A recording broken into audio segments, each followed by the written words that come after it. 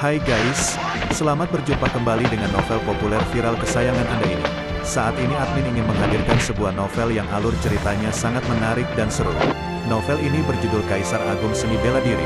Sebelum mengikuti keseruan ceritanya, mohon bantuan kalian untuk subscribe, like, dan share video-video yang ada di channel ini. Selamat menikmati.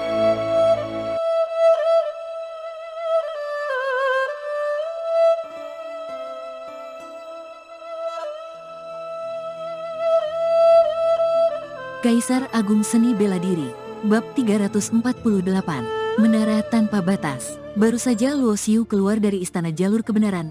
Berita bahwa dia akan menaklukkan Menara Tanpa Batas menyebar seperti angin di antara para jenius dan bakat unggul lainnya. Bahkan beberapa kultivator bela diri terkuat yang sedang berlatih di dalam wilayah suci mendengar desas-desus ini dan segera menuju ke dekat Menara Tanpa Batas. 3 bulan yang lalu, Luo Xiu mencapai lantai ketiga Menara Tubuh Emas. Meskipun dia hanya bertahan selama 1 batang dupa di dalam ruang emas tanpa menghancurkannya, ini menunjukkan bahwa kekuatan fisiknya sudah setara dengan tahap akhir Santo Bela Diri.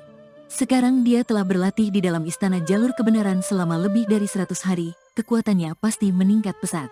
Aku penasaran sejauh mana dia telah menjadi lebih kuat.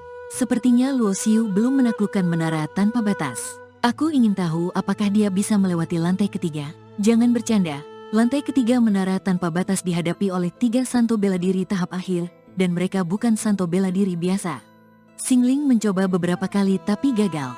Lebih dari Xingling, Wu Yun, Guiyu, dan Dao Wuxin juga mencoba dan semuanya gagal. Sebelum Luo Xiu tiba di Menara Tanpa Batas, banyak orang sudah berkumpul di sana. Selain para jenius dari berbagai wilayah suci, banyak kultivator bela diri terkuat juga menyembunyikan diri di dekatnya. Sudah kudengar, anak ini sangat dihargai oleh utusan ilahi Xian. Jika dia dihargai oleh utusan ilahi, pasti dia tidak biasa. Layak untuk dilihat, orang lainnya juga datang. Kudengar penguasa surga Liu sangat mengharapkan anak muda ini, yang disebut sebagai jenius luar biasa yang hanya muncul sekali dalam ribuan tahun. Pada saat itu, sebuah bayangan terbang di udara dan langsung memasuki Menara Tanpa Batas. Tadi itu, Xingling mencoba menaklukkan lantai ketiga Menara Tanpa Batas lagi. Kerumunan itu terkejut. Mereka menduga bahwa jika Xingling memilih waktu ini untuk mencoba, itu berarti dia merasa lebih yakin. Di kejauhan dari Menara Tanpa Batas, Wu Yun berdiri dengan tangan di belakang, wajahnya penuh dengan senyum tenang. Di sisi lain, Dao Wuxin juga memandang ke arah Menara Tanpa Batas, sementara Guiyu berdiri di tempat lain. Bakat Xingling disebut-sebut sebagai yang terbaik dalam ribuan tahun, dia sudah memahami 3 hukum dasar. Apakah Kak Wu Yun merasa dia bisa menaklukkan lantai ketiga? Tanya Dao Wuxin tiba-tiba kepada Wu Yun. Bisa atau tidak, apa bedanya? Wu Yun tersenyum tenang. Haha, apakah Kak Wu Yun tidak khawatir jika Xingling menaklukkan lantai ketiga akan membuatnya terlihat lebih unggul darimu? Lanjut Dao Wuxin. Mengapa aku harus khawatir? Ekspresi Wu Yun tetap tenang, seolah-olah dia tidak peduli bahkan jika Xingling menaklukkan lantai keempat. Dao Wuxin tidak berhasil memprovokasi Wu Yun, jadi dia berhenti berbicara. Dalam hatinya, dia berpikir bahwa ketenangan Wu Yun memang menakutkan, seolah-olah Wu Yun tidak peduli dengan Xingling, bukan karena dia khawatir Xingling akan mengunggulinya, tetapi karena dia tidak peduli sama sekali. Bagi Wu Yun, jalan berlatih seni bela diri masih panjang. Baik pangeran bela diri atau santo bela diri, itu hanya permulaan. Meskipun Xingling disebut sebagai jenius luar biasa dalam ribuan tahun, siapa yang tahu siapa yang akan lebih kuat di masa depan? Tidak semua orang yang mencapai puncak sebagai kultivator bela diri terkuat adalah mereka yang memiliki bakat tertinggi. Ketika Xingling masuk ke Menara Tanpa Batas, lantai ketiga menyala dengan cahaya ungu, yang berarti bahwa dia telah melewati 2 lantai pertama dengan cara kedua. Semua orang melihat ke arah cahaya lantai ketiga dan menghitung waktu dalam hati. Setelah 1 batang dupa, cahaya ungu di lantai ketiga perlahan memudar, dan cahaya di lantai keempat menyala. Ya Tuhan, Xingling berhasil menaklukkan lantai ketiga. Walaupun dengan cara pertama, ini menunjukkan bahwa Xingling adalah yang terkuat di generasi kita. Di tengah seruan kerumunan, Xingling keluar dari Menara Tanpa Batas. Dia tahu kekuatannya tidak cukup untuk menaklukkan lantai keempat, jadi dia tidak memaksakan diri. Begitu dia muncul, dia dikelilingi oleh para jenius dari berbagai wilayah suci yang memberi selamat. Lihat, Luo Xiu datang. Tiba-tiba, seseorang berteriak. Semua orang, termasuk Xingling, menoleh ke satu arah. Senyum tipis muncul di sudut bibir Xingling. Dia memilih untuk menaklukkan Menara Tanpa Batas sekarang dengan sengaja. Namun, tujuan utamanya bukan untuk menargetkan Luo Xiu, tetapi karena Wu Yun dan yang lainnya ada di sana. Dia ingin Wu Yun dan yang lain melihat dirinya menaklukkan lantai ketiga untuk menunjukkan perbedaan di antara mereka. Adapun Luo Xiu, Xingling sama sekali tidak menganggapnya sebagai ancaman. Melihat banyak orang berkumpul di dekat menara tanpa batas, Luo Xiu mengerutkan kening sedikit, tetapi tidak peduli, dan langsung memasuki menara tanpa batas. Begitu masuk, Luo Xiu muncul di sebuah panggung luas. Di seberang sana, 3 bayangan muncul. Ketiga bayangan ini semuanya adalah santo bela diri tingkat 3. Satu adalah santo bela diri ahli tubuh, satu adalah santo bela diri ahli serangan jiwa, dan satu lagi memiliki vital sejati yang hampir setara dengan santo bela diri tingkat 6. Boom! Santo bela diri pemurnian tubuh menginjak tanah, membuat panggung bergetar hebat, lalu melesat ke arah Luo Xiu. Pada saat yang sama, gelombang kuat kesadaran mengalir. Santo bela diri ahli serangan jiwa menggunakan teknik rahasia jiwa untuk menyerang lautan kesadaran Luo Xiu. Sementara itu, santo bela diri dengan vital sejati membentuk segel dengan tangannya, dan udara di panggung segera diselimuti dingin yang ekstrim. Permukaan tanah tertutup es, membuat tubuh Luo Xiu kaku dan gerakannya terhambat. 3 lawan di menara tanpa batas ini masing-masing memiliki kelebihan, bekerja sama dengan baik, dan menggunakan teknik pamungkas mereka. Luo Xiu tidak berniat membuang waktu di sini. Dengan cepat, dia mengulurkan tangan dan memegang pedang kegelapan, sebuah senjata tingkat harta langka. Dia berencana untuk dengan cepat melewati rintangan dengan pedang tersebut. Namun, begitu Luo Xiu mengeluarkan pedang kegelapan, ketiga lawannya langsung mengeluarkan senjata masing-masing yang bersinar terang. Sang ahli pemurnian tubuh mengeluarkan sebilah pedang perang, sang ahli serangan jiwa mengeluarkan cermin tembaga, dan ahli dengan vital sejati mengeluarkan kipas biru es. Ketiga benda ini masing-masing memancarkan aura harta langka yang setara dengan pedang kegelapan di tangan Luo Xiu. Astaga, rupanya seperti ini. Luo Xiu terkejut. Dia akhirnya mengerti mengapa lebih dari separuh jenius dari tempat suci tidak bisa melewati lantai pertama menara tanpa batas. Di sini, harta tidak bisa digunakan karena jika dia menggunakan senjata, lawan juga akan muncul dengan senjata yang setara. Untuk menguji hipotesis ini, Luo Xiu menyimpan pedang kegelapan. Ternyata, ketiga lawannya juga langsung menyimpan senjata mereka. Tampaknya di sini tidak bisa curang, hanya bisa mengandalkan kekuatan sendiri untuk melewati rintangan. Dengan pikiran ini, Luo Xiu maju dan mengeluarkan serangan tinju pedang. Ahli pemurnian tubuh juga maju dengan cepat, kedua tinju mereka bertabrakan dengan keras.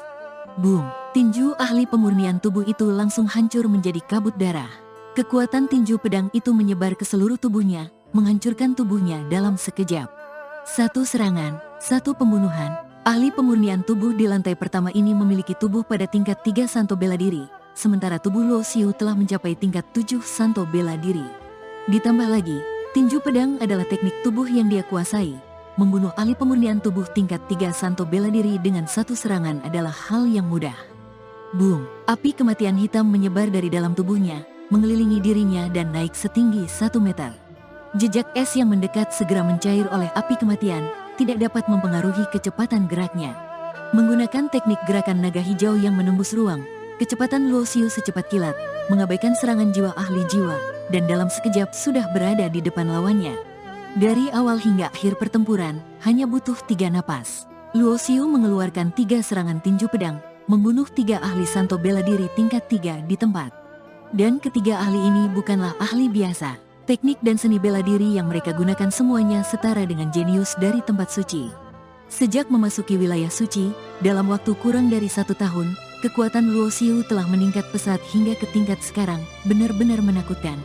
Melewati lantai pertama dalam 3 napas, anak ini memiliki kekuatan yang luar biasa. Di luar menara tanpa batas, banyak ahli bela diri kuat dari wilayah suci terkejut karena Luo Xiu baru berusia 21 tahun. Para jenius dari tempat suci pun tertegun.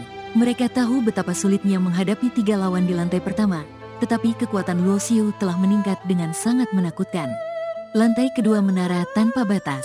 Luo Xiu menghadapi 3 lawan dengan kekuatan mencapai tingkat 6 santo bela diri. Menghadapi 3 lawan kuat seperti itu, bahkan dengan tubuhnya yang telah mencapai tingkat 7 santo bela diri, Luo Xiu merasakan tekanan besar. Dengan terpaksa, Luo Xiu menggunakan kekuatan hukum kematian. Hanya 10 napas untuk melewati lantai kedua. Ketika orang-orang di luar menara tanpa batas melihat bahwa hanya dalam 10 napas, cahaya ungu di lantai ketiga sudah menyala, mereka benar-benar terkejut.